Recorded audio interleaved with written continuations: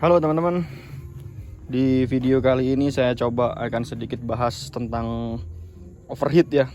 Overheat terutama yang di mobil-mobil tua, mobil-mobil yang sudah berumur 20-an tahun. Biasanya itu overheat itu penyakit yang sering dijumpai, umum dijumpai ya. Ada beberapa penyebab overheat tentunya yang perlu kita ketahui dan sedikit solusi ketika atau tips ketika urgent ya. Ketika kita tidak sedang ada spare partnya. Oke, penyebab yang pertama adalah radiator buntu teman-teman. Radiator buntu itu ciri-cirinya biasanya seperti kehabisan air. Nah, dia temperatur akan naik, tapi ketika sudah berjalan normal, temperatur akan turun. Nah, itu biasanya dia buntu di sini nih, di radiator. Dan kita cek airnya masih ada. Nah, itu biasanya radiatornya mulai buntu. Lalu radiator kehabisan air. Ya jelas kalau sudah naik dia tidak turun-turun lagi. Ya.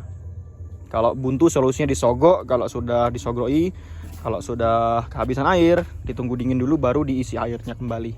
Jangan langsung diisi kembali karena nanti di sini bisa moncrot, puas gitu, dan mesin bisa mulet tentunya. Oke, lanjut lagi. Penyebabnya adalah selain kehabisan air, radiator buntu, yaitu selang-selang getas.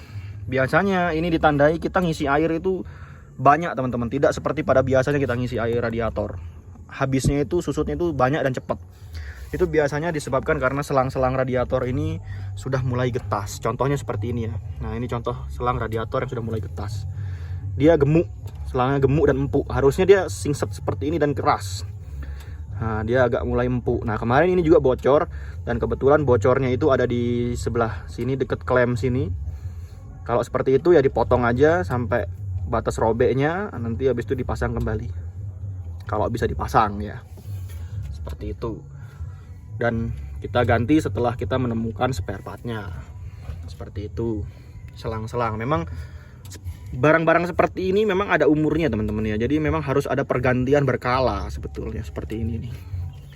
Macam selang rem juga itu ada umurnya. Jadi seperti ini nih sudah kelihatan mulai rembes nih. Nah, ini sudah waktunya minta ganti karena sudah 20 tahun umur itu. Ini mobil tahun 2000, sekarang 2024, 24 tahun. Nah, selang-selang seperti itu ya. Lalu komponen elektrik ya. Nah, karena mesin mobil ini yang begini ya, melintang begini, dia biasanya itu kipasnya menggunakan kipas extra fan elektrik seperti ini. Kipasnya itu tidak mengikuti putaran mesin seperti macam Kijang dan Panther gitu ya, atau mobil-mobil dulu yang mesinnya begini. Biasanya tuh kipas extra fan itu ngikut di putaran mesin, tapi kalau ini enggak, dia pakai elektrik. Jadi komponen elektriknya cukup banyak. Penyebab salah satunya adalah kipasnya tidak muter.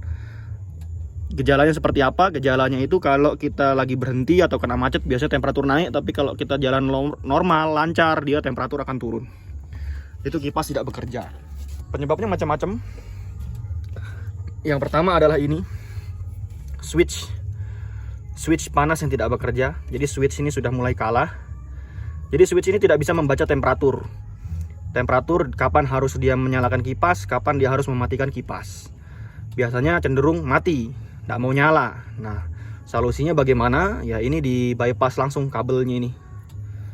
Jadi langsung di bypass, kipas otomatis on ketika kontak on. Tapi seperti itu hanya bersifat sementara ya teman-teman. Karena tidak baik untuk jangka panjang. Karena pertama mesin bekerja tidak di suhu optimalnya. Jadi idle tinggi terus. Karena mesin membaca dia masih dingin. Jadi idle akan tinggi terus. Terus komponen elektrik ini ketika terus-terusan bekerja, umurnya akan jadi lebih pendek. Nah, komponen elektrik seperti dinamo kipas dan kawan-kawan ini ketika terus-terusan bekerja, umurnya akan jadi lebih pendek. Jadi sifatnya hanya sementara sampai kita menemukan spare part ini di bengkel lalu kita pasang kembali. Nah, sifatnya itu sementara ya. Begitu. Nah, habis itu baru diruntut lagi ke dinamo kipas dan kipasnya. Biasanya kalau ini jalan, ininya yang rusak. Tapi kalau ini masih bagus, biasanya ini nggak mau jalan. Tapi ini jarang sekali kalah ya. Lebih banyak kalah di sini, di switch panas. Lalu di ini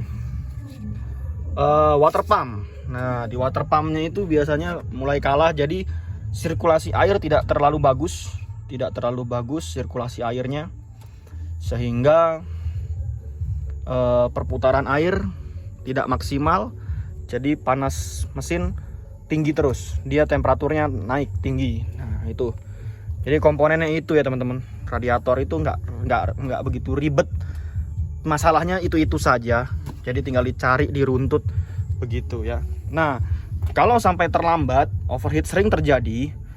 Nah, itu bisa menyebabkan mesin silinder ini mulet, teman-teman. Mesin silinder ini mulet. Jadi keriting dia kepala silindernya itu. Akhirnya apa? Akhirnya air masuk ke dalam mesin. Air masuk ke dalam mesin. Dan kompresi menjadi tidak stabil, mesin jadi nggak enak. Biasanya seperti itu. Biasanya ngelihatnya itu dari sini. Susah dibuka ya. Ini dibuka, dilihat ada titik-titik air enggak di situ atau di sini. Atau olinya biasanya berubah warna menjadi putih biasanya. Nah, itu sudah bercampur air dia dalamnya. Itu artinya air dalam sistem coolingnya mesin ini sudah masuk ke dalam area oli. Seperti itu. Itu karena overheat yang sering terjadi, sering terus-terusan terjadi, atau packing yang sudah tidak rapat. Seperti itu ya. Itu overheat, teman-teman. Jadi penyebabnya macam-macam. Jadi nggak melulu karena radiator, bisa karena kipas, bisa karena switchnya itu, bisa karena water pump ya, bisa karena ini apa namanya, termostatnya, temperatur. Nah itu bisa, termostat juga rusak seperti itu bisa. Tinggal diruntut aja, pasti itu aja. Jadi nggak ribet. Tinggal masing-masing part ini harganya berapa, perbaikannya berapa. Saya kemarin nyogok radiator itu sekitar 250.000. Lalu ganti-ganti selang-selang ini, per item selang itu beda-beda ya harganya. Kalau total keseluruhan selang radiator ini, pipa-pipa radiator ini sekitar hampir 1 juta, 700 sampai 900.000. Nah, kalau untuk switch ini harganya untuk Honda ya itu sekitaran 150 sampai 200.000. Seperti itu. Oke, seperti itu aja. Mungkin ada yang ingin ditambahkan di kolom komentar, silahkan tulis di kolom komentar. Terima kasih sudah menonton, jangan lupa di subscribe. Assalamualaikum warahmatullahi wabarakatuh.